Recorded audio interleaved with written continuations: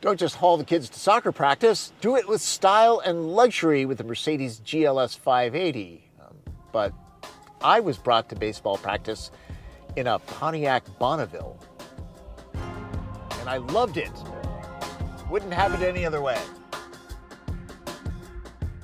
20 years ago, luxury automakers were known for their sumptuous sedans. High-end SUVs were a curiosity. Now they're the tail that wags the dog. Mercedes has 13 to choose from now when all the variants are considered. It's down to 6 sedans and 1 wagon. The GLS 580 here is positioned towards the top of the lineup. There's the more capable G-Wagon, or Maybach if you want to spend more money, or EQS for buyers going all electric. As expected, this is not priced like an economy vehicle. The GLS starts at around $113,000. This one, equipped the way a Mercedes really should be, goes for just under $127,000. Now at that price, you really should cross shop. So you'd be looking at BMW X7, Cadillac Escalade, Land Rover Range Rover, Lexus LX, and if you're Scrooge McDuck and wanting to save a little money, maybe Volvo XC90. GLS has 3 rows. It seats 6 or 7 depending on bench or captain's chairs in row 2. Major options on this one include a $1,750 white diamond paint job, $1,100 for the acoustic comfort package. I'd go for the $1,800 Pinnacle trim package, not for the heated and cooled cup holders. It's the excellent head-up display. Very nice. After hearing the impressive Burmester 3D surround system, I'd have to spend $4,500 for that. Maybe skip the upgraded Napa leather, that's $1,370.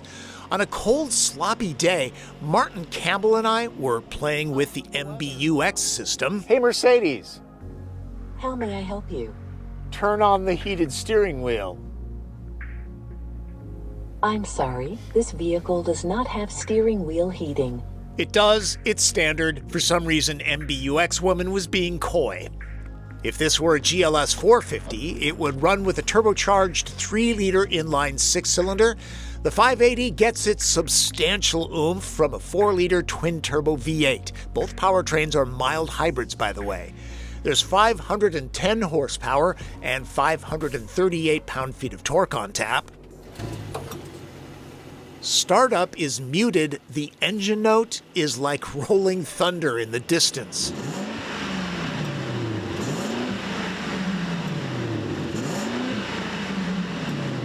The familiar Mercedes transmission stock controls a 9-speed gearbox. The driver has full control if they want. Manual shifts are crisp and direct. There are extra gauges available. 4MATIC fully variable all-wheel drive is standard, so is Airmatic adaptive suspension. 7.9 inches of ground clearance can be hiked even higher. Among the drive modes is an off-road setting that has all the information necessary for tackling tough terrain or dirt roads leading to the summer house. I've said this before, and I'm going to say it again. All-wheel drive is not just for snow. It's also good for conditions like this. It's wet and sloppy. There's loads of leaves on the ground. This gives you extra traction. Remember, it doesn't help you stop, but it does help you go. If I were trying to hit 60 miles an hour in dry conditions, the 580 would probably do that in just under 5 seconds and would do it in a velvety smooth manner. To think this weighs just over 5,800 pounds. Chances are S-Class sedan owners won't be pulling Airstreams and boats. GLS owners can, no fuss, no muss. Max towing is 7,700 pounds or 3,493 kilos. Yes, this is hybrid, but it's a mild hybrid, and there is a turbocharged V8 underneath the hood. The EPA rates the fuel economy average at 16 miles per gallon, so not exactly frugal. While GLS buyers can afford the specified premium fuel, lowering a family's carbon footprint, this is not. The 6-cylinder 450 averages 21 mpg, Easier on the wallet and conscientious minds. Or there's the EQS EV for emissions-free luxury. In the normal drive mode, steering is light but still accurate. The GLS is supremely comfortable. And this doesn't even have the optional $6,500 E-Active body control system that has cameras that read the road ahead and tell the adaptive dampers what's about to happen. Really can't imagine this being any more comfortable than it is. It counteracts lean, pitch, and dive, and even compensates for the tilt of the road and leans into corners. Pretty cool stuff. The list of standard active electronic safety tech, or ADAS, is long. Automatic emergency braking, blind spot warning, adaptive high beams, active steering assist, and an excellent lane keeping assist. Plus, attention assist monitors some 70 parameters of a driver's activity and suggests that drowsy ones pull over for a Starbucks break. All this should keep wealthy families out of harm's way. This being a mild hybrid, the automatic engine stop-start system is exceptionally well done. You almost don't even feel or hear it shutting down. And yeah, you can turn it off, but really, why would you? Because on startup, nearly imperceptible. Also, isn't silence what people want in luxury vehicles? Making the all-electric EQS something to consider. It's in the same price bracket. This is equipped with the $1,100 acoustical comfort package, which adds laminated glass and extra sound deadening in the chassis. And it's very quiet. Yeah, I really am whispering, and I'm not hiking the volume. It's that good.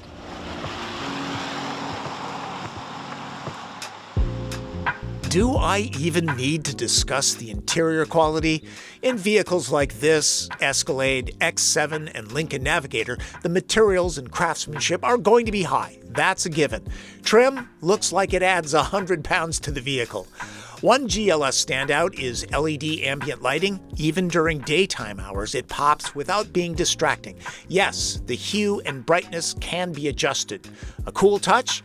Raise the cabin temperature, and the lighting confirms it. These are the kind of details found in here. The surround view camera system works well for off-roading and Nordstrom parking garages. Heat and venting are standard in chairs that offer all-day comfort and support. Adaptive seats have adjustable bolsters, dial in more or less aggressiveness. And there's a massage setting, all standard. The bright, crisp, dual 12.3-inch screens are probably better than any computer display you own, and there's top-notch response. Mercedes calls their interface MBUX, and it's one of my favorites. Now, like all of them, buyers should spend time after a test drive to explore the layout and such. They can be complicated. You need to get used to them. It can be operated here and here if you don't like fingerprints. A solid number of hard buttons and switches, too. Many people will just stick to Android Auto and Apple CarPlay. There's wireless charging, too.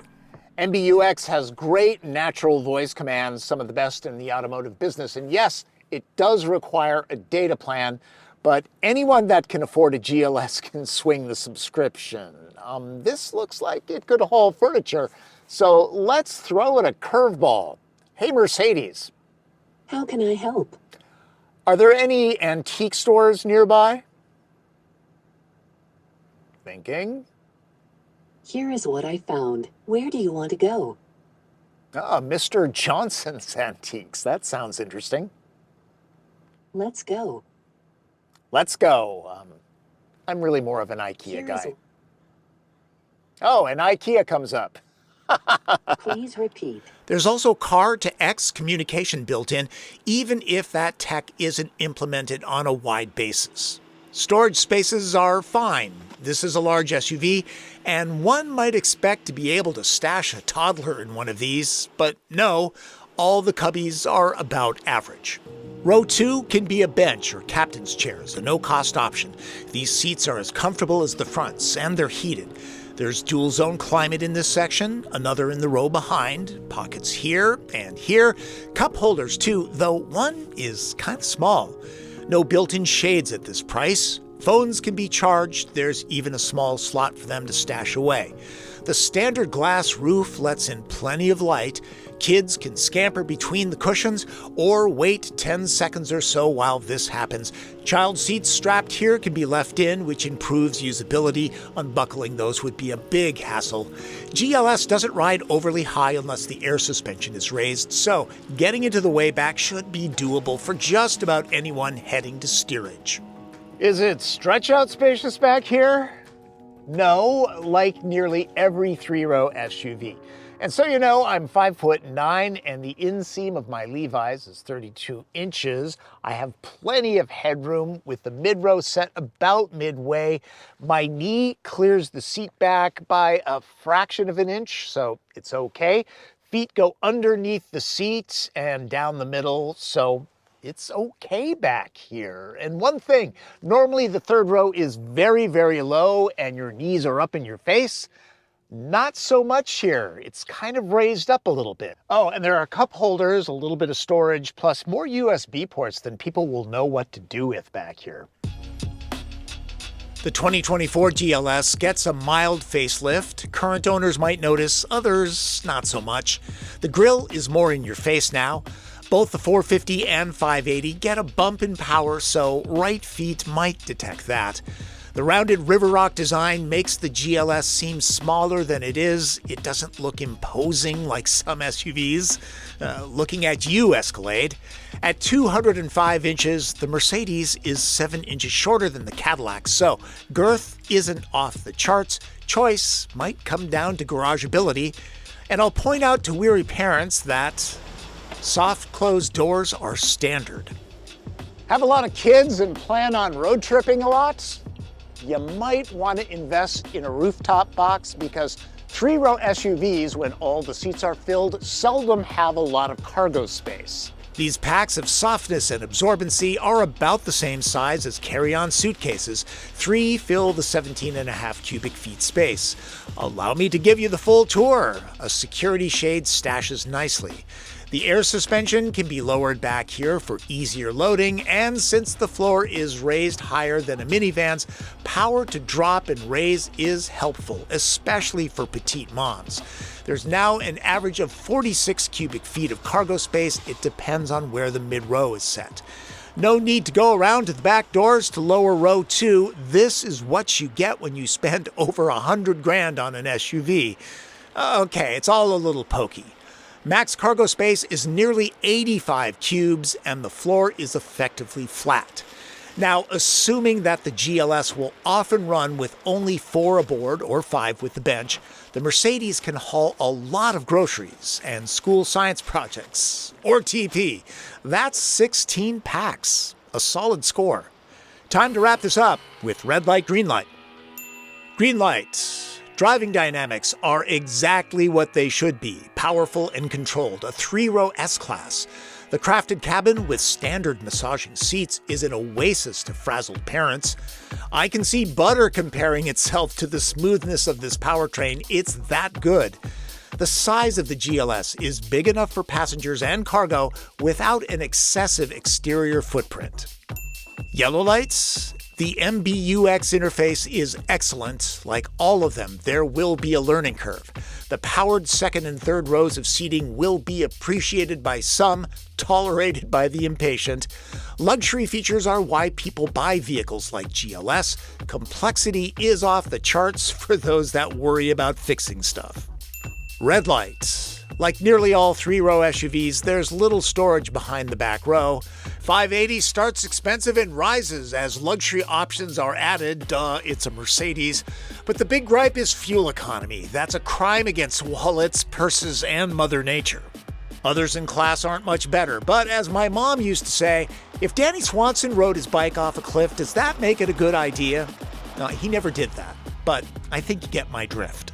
All of the usability and practicality of this Mercedes can be had in a Chevy Suburban or a GMC Yukon, but we live in a world where it seems like telegraphing our success is very important, and the GLS certainly does that.